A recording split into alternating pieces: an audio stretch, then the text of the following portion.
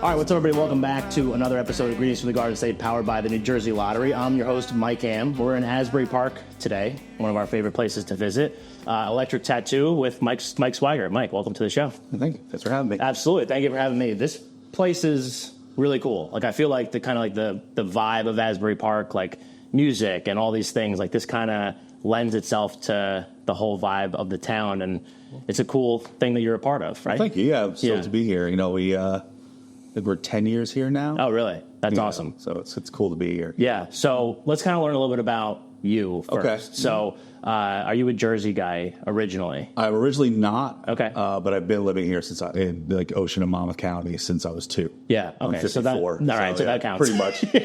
I consider myself a Jersey guy, but I don't want to like. Sure. Yeah, I was born in Arizona, but I grew up here. All right. Yeah. So that's a good move, I think. But so what was it like growing up in Monmouth, Ocean County? Like I grew up in Point Pleasant. Okay. Point Pleasant Beach. So you're like a shore boy, like totally. Yeah. Yeah, I loved it. Yeah. I mean, I would always fishing, swimming. Just grew up as a skateboarder.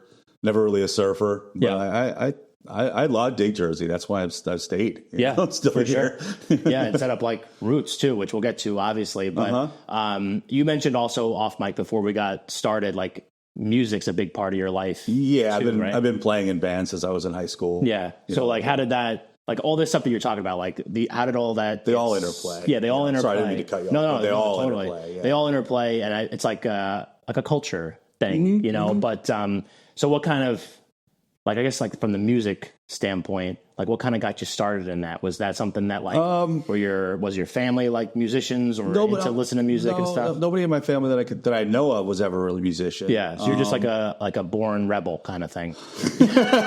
Yeah, no, I just I always liked music. You know, from my mom was always really into music. You know, she was into soul music, and then she got into country, which I didn't really wasn't a huge fan of. But I do like some country. But like I started getting as a young kid getting into like glam, like like Slade and Ozzy and then Sabbath and all that kind of stuff. But I was always kind of searching for something a little bit faster, a little bit harder, which kind of led me when I got introduced to punk rock. Sure. I had some friends who were in the skateboarding scene, and I should before. I used to be I was like a BMX racer when I was really young. Oh, that's cool. 10 to like 13 or 14. Yeah. And totally into that, like totally enthralled. And then went to a skateboard ramp one day, and I was just like, "Who wants to buy this bike? I need a skateboard." Let's get rid of and it was just like like the Black Flag and Suicidal on the radio, and people doing shit that should not have been doing. You know what I mean? Like smoking this, drinking that. And it was just like this is hairy, and I dig it. Yeah. And once I kind of like heard introduced to punk rock, then it was like, this is kind of all skateboarding and punk rock. And honestly, through that's where you started seeing people with tattoos. Right. And that's kind of, I mean, if people are watching the YouTube version of this or watching like a clip on socials or whatever, that's obviously what this place is, So like, so you start, I guess, seeing people with tattoos. Yeah. You obviously have a couple. So when did you start getting them? And then when did you start being like, I can maybe do something like this and start making it my own? I went to, I was a terrible student. Sure. Not a good student. But I needed to get, something. And one of my I was always into art. I always drew, watercolor painting, whatever. And one of my art teachers in high school was like, you should consider going to art school. Yeah. Which led me to going to Savannah College of Art and Design. Okay. Tattooing was already on, not me doing it, but tattoos were on my radar. Sure. I had friends in the scene that were getting tattoos and was always trying to sneak off and get one, and never worked out. Probably for the best or whatever. Probably for the best. I didn't get what I wanted back then, but not that I made the best decisions later. Yeah. But that's not what tattoos are about, right? Right. Exactly. Not great just decisions. In the moment, But no. So I went to SCAD, and one of the first things I did when I was there was look in the phone book to find out where the tattoo shops were in town, and there was one. And it was literally like the way SCAD was set up, I think it's still that way, is there's no real campus. Sure. So they like kind of have they'll rent buildings. Oh, I see. Or buy buildings, and then they like our dorm was an apartment building on the main street, and then there was an alleyway, just like a whole bunch of satellites, basically. Yeah, and there's a little alley, and the other end of the block was the tattoo shop. Yeah. So I went over there, and I got a spider up here for my first tattoo. While I was getting it, I guess he just perceived the fact that I was there for art school. Sure. And then he asked me what I was doing in town, like why I was in the city. That led to him. He was like, "Do you ever think about doing tattoos?" And it was honestly the first time I was ever in a tattoo shop. And I was like, I've never thought about it because I've never, seen it done. Like I'm just that kind of person. Like unless even when I was learning to tattoo, I didn't know if I wanted to do it. Yeah. And then I one day I had to do one on myself. I wanted to get a tattoo. And he was like, "You do it on your leg." I actually want it on my chest. And I was like, "Oh, I don't want it on my." He's like, "Do it on your leg." And I was like, thought he was just being lazy and wanted to do it on my leg instead, or get out of doing the tattoo in general. And I was like, "No, I want it on my chest." He's like, "No, you do it on your leg." Right. And then the light bulb went off. Like, I had to do it. Sure. And I'm doing that. And as I'm doing that first, terrible dragon on my leg, I was like, "This is it. This is what I want to do." Yeah. Just doing in art, just doing different mediums. Just being like, this is the one that, like, it just grabbed me right away. Yeah. I would imagine, and I don't know, but like if you're at this art school down in Savannah, I think you said, right? So, and you're over at the tattoo shop doing this thing while you're still in school, right? Are people like tattoos really? Like, is that kind of like, are they into it? Not this was in 1988. Right. And in Georgia. And it was like, people didn't. Like now you can look, the general public knows tattoo art. Yeah. Back then, most people, when they saw tattoos, it was from a distance because it was on either a biker or it was blurry on their grandfather. Yeah, yeah. Like it wasn't everywhere. Right. Like you didn't see like all this flash, like ours is all in a tattoo shop because I feel that's where it belongs. Yeah. But like it wasn't out for people to see. There's no internet. It wasn't part of the culture. Yeah. Even like my professors, they could tell that I was like, leaning towards that and not my studies. Yeah. And they would just be like, well, why don't you work this tattoo thing into your art projects? Sure.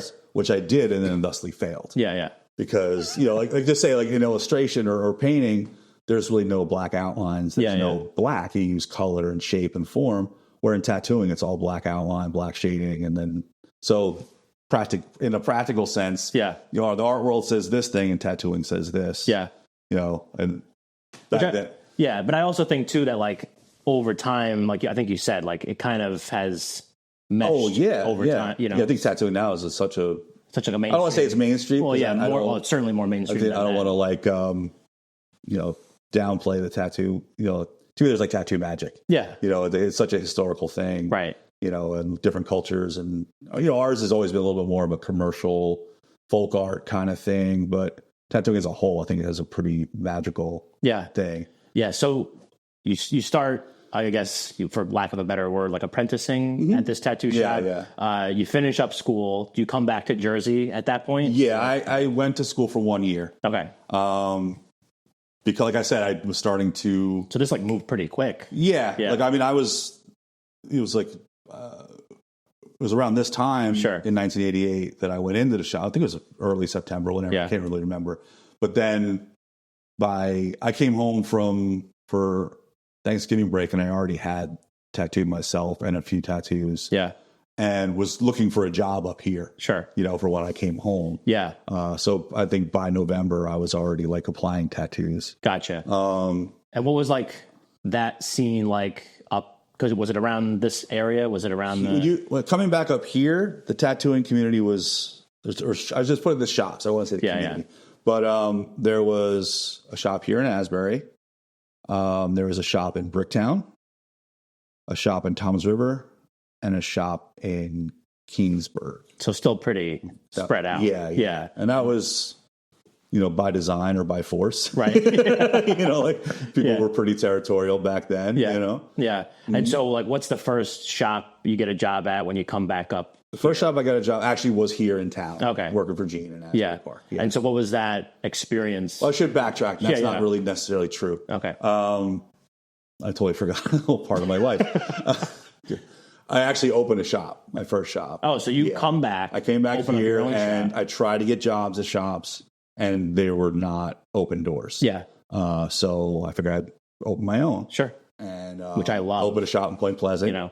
And I was 20, I think by the time, or 20 or 21 when I did that. I did it for 2 years. I had a business partner. Should have thought out my business partner choices a little bit better. Sure, but then how old are you at that point? 20? 20, yeah. So it was just a matter of like... No one knows what the... I always joke about it. Like, if I just borrowed the $1,500 from my parents instead of being like, hey, you want to go in on this? Like, it was such a thing. Like, I didn't want to ask to borrow. Yeah. So I'm like, all right, let's just do this together. Right. If you think that you had asked your parents at that point, what would they have said? Yes? No? They probably would have said yes. Okay. Yeah. Maybe a little begrudgingly, but I think they would have said yes. Yeah. Because it was a business, like... Right. They didn't, they didn't see it as it I wasn't surviving on my own. Right. Otherwise I wouldn't have had to ask for $1,500, exactly. To open a business. But yeah, my mom has always been really supportive of it. That's good. So, all right. The first shop that you open, whatever. Yeah, so I had that. We'll just kind of brush past that. Yeah, I had that for a couple of years, and then I was just like, I just can't. I'm not happy here. Right. I'm not happy in my own skin. Because I'm trying to do this one thing, and my partner's another way. So I was like, you know what? This end of the summer, I'm leaving. Yeah. And then I left and kind of just tried to like a little bit of soul searching, like private studio for a hot minute, and then got all I'd already met him a couple times. I got Gene Bernardo, who owned the shop on Main Street. Okay. It's been that was there from the 70s. And he offered me to come in, So my bad timing was just January and, 1993 in Asbury Park. It was pretty quiet, desolate. Yeah. There wasn't much business. Right. But then I ended up working for him for 12 years. Wow. In 3 different locations. Awesome. Yeah. The Mayo Performing Arts Center is the heart of arts and entertainment in Morristown, New Jersey. MPAC presents over 200 events annually and is home to an innovative children's arts education program. To see MPAC's upcoming schedule of world-class concerts, stand-up comedy, family shows, and more, head to mayoarts.org or just click the link in our show notes. And so I would imagine, and we can kind of talk about, overall, but like someone like him, probably like a big influence on your career. Oh, absolutely. Sure. And like, I guess, so especially when we talk to like creative people, like musicians or chefs or tattoo artists, like people that are kind of, whether it's like, you want to say like march to the beat of their own drum or kind of do stuff a little bit outside the norm, I guess. I do think that there are people and influences that kind of come into play for everybody. Oh, absolutely. And kind of like guide you with whether it's like, A, either how to run that kind of business, or B, just on like the creative side, like honing in what it is that you do or what you're like really passionate about doing and different things like that. So I would imagine him are there other people that kind of come into that? I have a whole handful, I should say a whole bunch, but yeah. Like he was great because like when I met him early on, like he came to the shop that I had owned to visit and meet me, which I thought was like, wow, this he was notoriously not, he'd come and take your equipment if you're opening his turf. You know what I mean? Maybe he was going to do that, but he realized I wasn't such a bad guy. But anyway, he saw potential in me, like he saw the art with tattooing I was making and kind of felt something about it, you know, and gave us an opportunity, like, me to go work for him in these different locations. And then finally, for the majority of that time, we had I talked him into opening a shop in Point Pleasant again, which is in the exact same location that my original shop was in. Okay. But it was now his business, and he just he listened to what he was the guy who's like, if you think it's a good idea, you do it, you staff it. That's when my business partners came in. They were the 2 people that I chose to, one was Tom Yak, who was him and I were the first 2 tattooers in that shop. Yeah. And my partner, Robert Ryan, he was like our counter guy. Yeah. And then Leslie, an apprentice. And now, we've all been, it actually brought to my attention the other day, it's 30 years that we've been working together. Wow. Yeah. That's a incredible run. Like it's funny because I never think about it. Yeah. To me, it just seems like it was like 5 years ago. Sure. Sometimes it feels like it's 100 years ago, and sometimes it's 5. But like I said, it was just like, so in that sense, that's where, he was a pretty hands-off boss, which I think was awesome because he lets us but on the other side, it was like, well, now I don't know how to boss. Yeah. But I try to, but you know what I mean? Tough, but I do think a hands-off kind of boss, like being present, but not necessarily like, do this is how it is. But I am pretty particular about how I like things to be. Yeah. Well, I think, especially because, like we take Electric Tattoo here, which is your shop, right? So like having the people in the space, like it's still your name on the whatever it is, lease or whatever, that kind of thing. So it's still your shop, but you also have to make sure that you're, giving them the freedom, I guess, to do their thing, to be creative and all that. But also like within, the framework of how the business runs, basically. Yeah. So, all right. At any point during that time, like you said, you worked for Gene for like 12 years and obviously kind of progressing in that career and everything. Was there ever a moment, like it could go two ways where, like, obviously I think you said when you were tattooing your leg, you're just like, yes, this is it. Was there a moment at any point in that time where you're just like, oh man, like this is going to be my life. Like I'm not doing anything else. Or was there ever a point where you're saying to yourself, like, this is tough, like you said, like January 1993 in Asbury Park, pretty quiet down here and not a place that people were really coming to at all. So like take me through that, like the mindset and the kind of how it progressed over time. Well, that was a rhythm you had to learn. Sure. If you had, maybe other businesses were like that too. I don't know. But like say through the 90s in Point Pleasant, like from like 4th of July weekend till Labor Day. Yeah. Is that right? That's the one at the end of the year. Yeah. Yeah. I always get that confused. But anyway, when September came, sure. It was like somebody came in and hit a light switch. Exactly. In terms so you had to, like, we worked 7 days a week. Yeah. And you worked as long, if people walked in the door at 10 o'clock, you stayed and tattooed them because you knew that you had to sock the money away to save to get through the winter. Sure.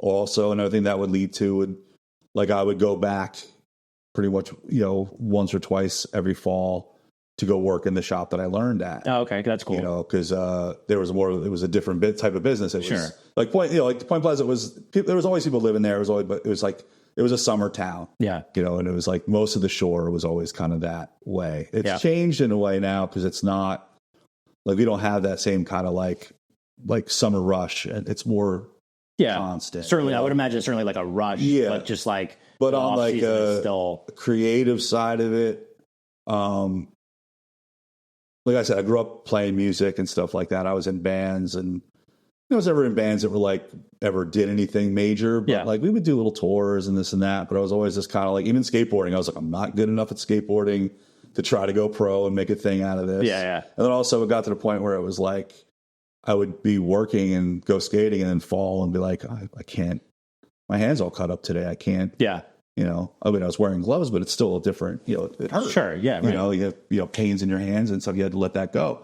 But I was always like, well, this is where I want to focus. Like, it was always that, like, to me, like, a part of the art of tattooing is this whole place. Yeah. Like curating how the shop runs, how it's set up, you know what I mean? As well as the art of doing drawing and doing the tattoos. Yeah. And I've always kind of just been really head over heels into that. Yeah.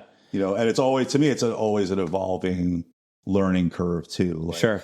Like whether it's like, you go to visit a friend of mine's shop, like, man, that's a cool setup. Yeah. I want to integrate that into my routine. Yeah. I would imagine too, just like we talked about how, back when you go to art school down in Savannah and then coming here, and not just like the areas and kind of the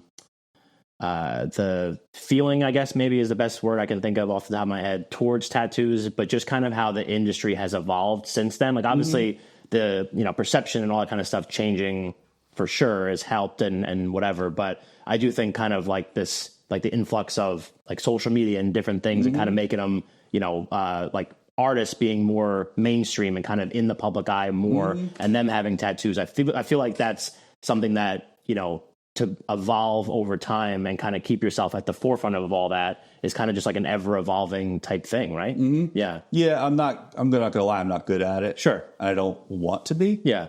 I mean, like right now, I think we all probably see on social media, people are like, I'm a tattoo creator. Yeah. You know what I mean? Right. Like, if I'm playing music, I'm trying to create songs. I don't want to be a content creator. Yeah. To make my tattoos. I don't want, I'd rather focus on that. Sure. And I also feel that like tattooing deserves better. Yeah. Like I don't need to go on Instagram and act like a fool. I'm not trying to naysay anybody who of course. Some people want to do that. They have fun doing it. It's not my personality. Right. But I just like, I want to post my pictures and maybe little stories or whatever and be like, this is what I'm into. Yeah. If you like it, please, I want you to be a part of it. Sure. But I think tattooing is just, Instagram's here. Yeah. To me, tattooing's here. Yeah. And I think that this is an example, like when I first started tattooing, it was kind of like there was, like now we call it traditional tattooing. Sure. That was just tattooing. Yeah, right. Traditional. It was just like, that's just how tattoos were done. Yeah. Now there's realism, there's micro tattoos. Sure. There's, no color, like faded, like tattoos were supposed to like be strong and last a lifetime. Now people want them to be soft and look really delicate. Sure. And it's everybody has, we always say it's like tattooing a little diamond. There's so many different facets. Yeah. That some of them don't appeal to me and some mine doesn't appeal to somebody else. Right. That's great. That's what this is all about. It's art. Yeah. But I was at a convention last year in Virginia, and there was I don't know who this person was, but they were like a famous tattoo TV show or content creator person. Sure. And they were signing photos for money, meet and greets, and so forth and so on. And I'm standing between two like legends in the business. Yeah. And people have no clue who they are. You know what I mean? Wow. They're shaking hands and talking to people, right. taking selfies with people just because, not because to make money or because for fame. It was just like, they're hanging out, just like being like, hey, who did that tattoo? It's beautiful. Yeah. Oh, I'm so-and-so. Oh, cool. Nice to meet you. And then they pick, it's like, it's more of like, that's where I feel like that's why like, to me, like the social media thing is, and I don't get me wrong. I'm on Instagram. I'm looking at it. That's where I strive for inspiration for some people. Of course. Some of the favorite tattoos I've seen are on Instagram. Yeah. So, but it's just as far as like that, I don't know where I'm going with this, but no, it's a podcast. We can talk about anything, but I do think it is very interesting. I think because it's like someone like yourself that kind of, almost kind of started kind of like the evolution of this whole tattooing. Like if you want to put yourself in that category, I guess, because like back in the day, like you said, it was very sporadic that you saw tattoos out into the world, but like kind of being a part of, especially like in this area, being a part of the evolution of the whole industry in Jersey, let's say, and being at the start of it, I do think that it certainly comes into play because like where it started. Like you said, traditional tattooing, there wasn't anything like that. Yeah, that's just what it was. It's just what it was, and kind of like knowing where everything started and kind of where it's kind of gotten to, I think is like a really, interesting connection from like the past to now, so to speak. Okay. Let's pick the story back up. So you said you started Electric Tattoo 10 years ago. We actually started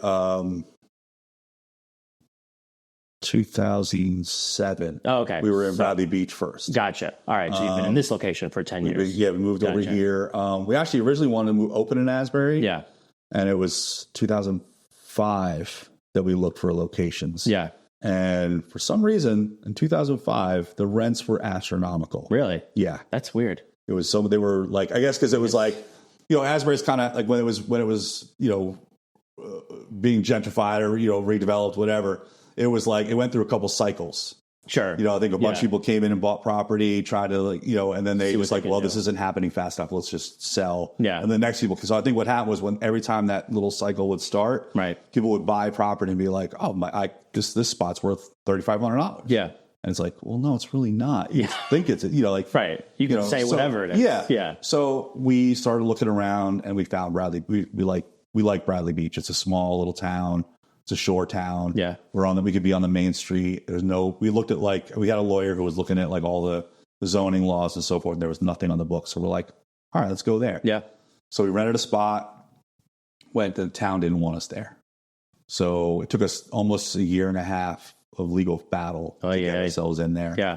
So we were, the spot we found was a smaller location, set up there's 3 people tattooing. We set up 3 stations. Mm-hmm. So over the course of the 8 years, I think we were there, we grew. We started to, we taught Rich Howard how to tattoo, and then other people started coming in. We're like, you just meet somebody and you're like, I don't really have room for this person. Yeah. But they're awesome. Yeah, right. You want them to be part of your group. Yeah. So we kind of like started like jamming people in, and they were like, we need bigger. And in the town, we went to Bradley and talked to them, and they're like, well, you'll have to go through zoning again. And I was like, oh my God. Yeah. I proved myself to you. I put a suit on and went to court once. Actually, like 3 times. I'm not doing it again. Right. I spent 8 years trying to prove to you that I'm a legitimate business. Yeah, right. You told us that we were a legitimate business. Yeah. But at any rate, so we started looking around and we found this location. In Asbury, like our landlord, we told them who we were. They lowered the rent because they wanted us to be here. Awesome. Like, well, that's great. Yeah. And then we went to the township. They're like, we're giving you your verbal approval right now. We'll get you in writing the next day. Amazing. So it's like, all right, and I think like we also learned that Bradley Beach was, it's changed over the years, but it was like people with money own summer houses. Sure. And they just came there, and it wasn't like how Asbury is, where people were coming down and like people would walk by the shop. We'd have the door open in the summer, and people would go, oh, let's go get a tattoo.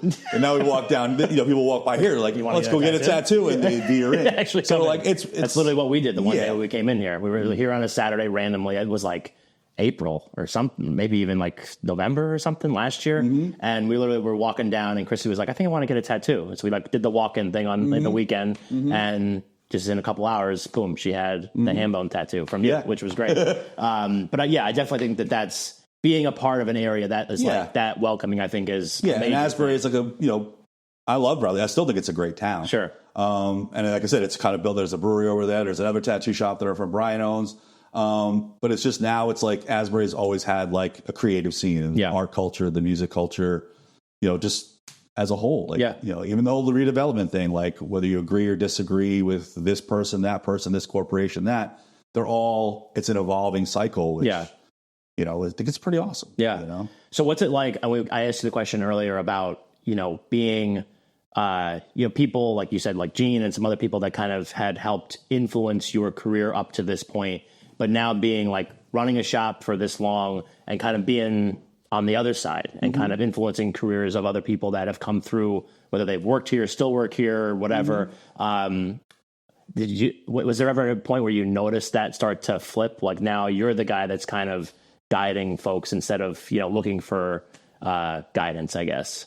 That might be a hard one to answer. It is a little bit of a hard one to answer. Yeah. I mean, I can't say that, no, I don't realize that. Sure.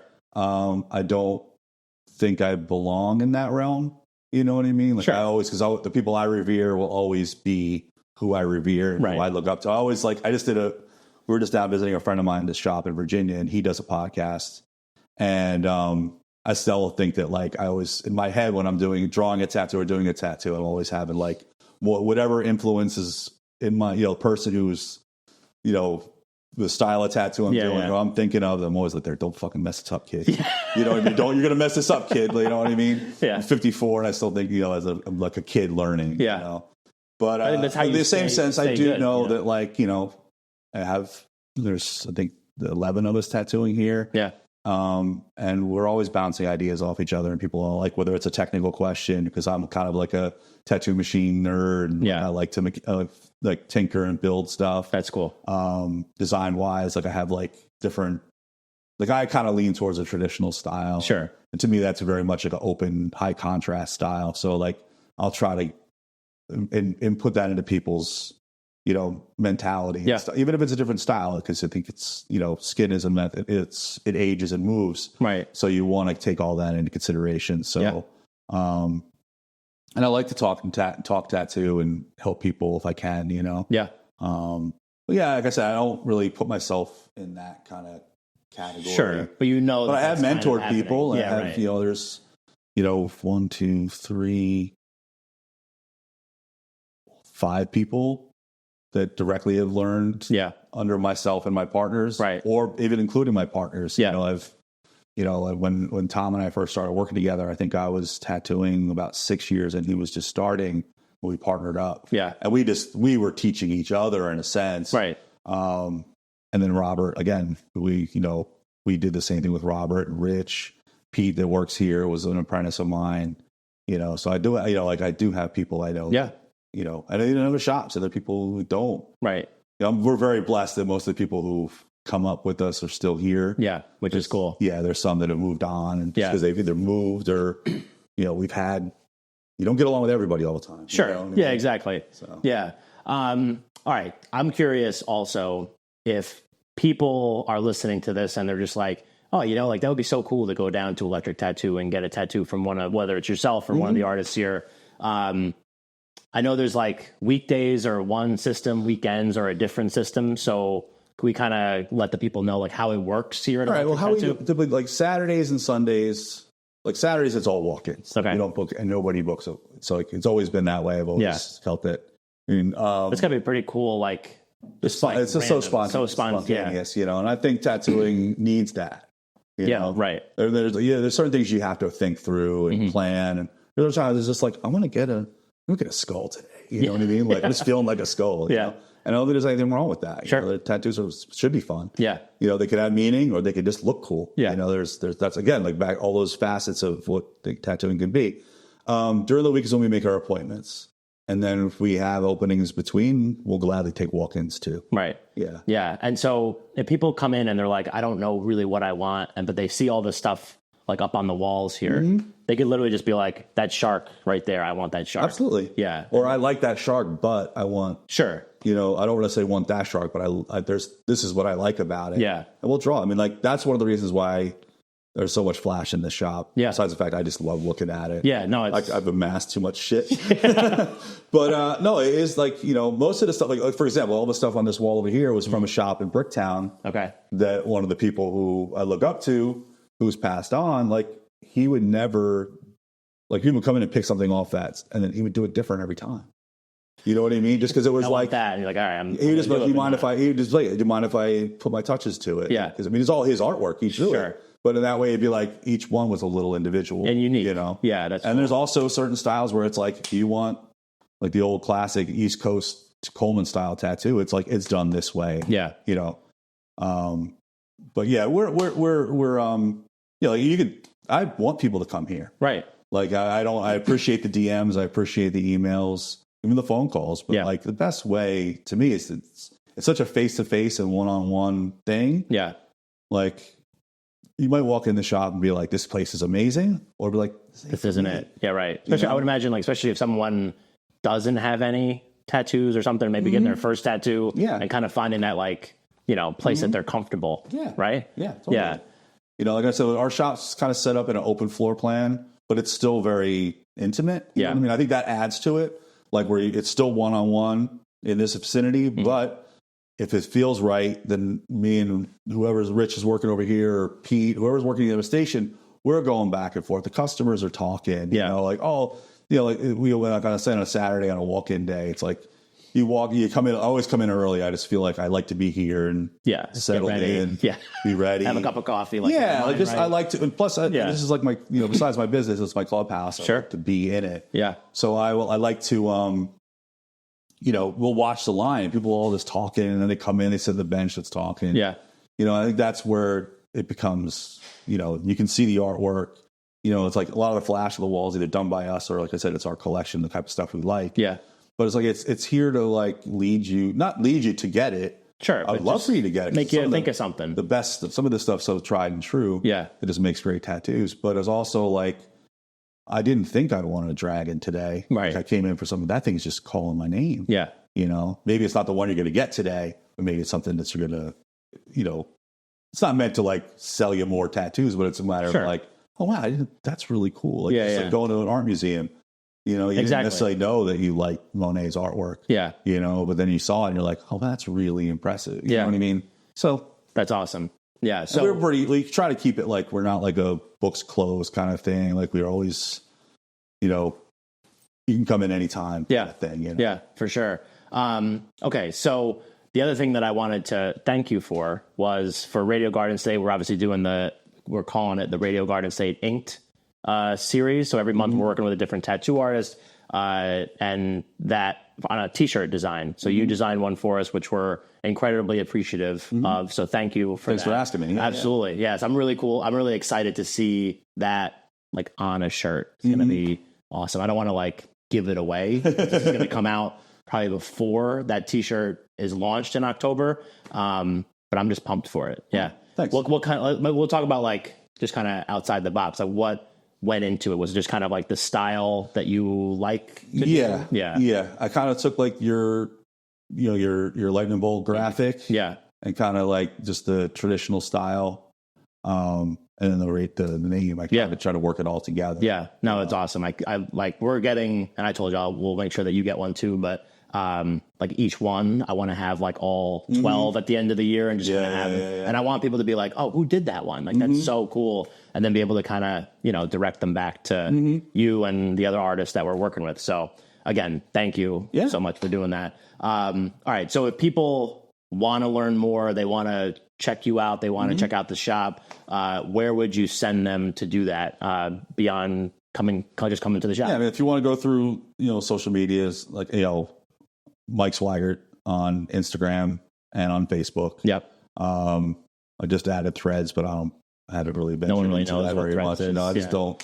I have it, but I, it's like, oh, we have it for all the stuff that we do. We have Threads, but I don't think we've. Yeah, and then through there, the shop has Electric Tattoo NJ is the Instagram. We'll make sure we put the the links. And then through that, it all links together. The shop's website. I have an email on there as well. Yeah. And then just reach out. Yeah. Either book a time or just roll through on a Saturday and be like, I want something. Absolutely. That's awesome. All right. Well, we'll make sure that we put everything in the show notes so that people just go click, check it out. I really appreciate you having me down and chatting with me. And this has been a lot of fun. Cool. Yeah, I agree. Yeah, absolutely. All right. So today we were down here at Electric Tattoo in Asbury Park with Mike Schweigert. We'll make sure that we put his links in the show notes along with greetingsfromthegardenestate.com, which you can get all of our other episodes from there. Mike, thank you again. Appreciate it. Everyone else, thank you for listening. And we'll catch you next time. This has been the Greetings from the Garden State podcast powered by the New Jersey Lottery. I'm Mike Ham, Mike Schweigert. Thanks again.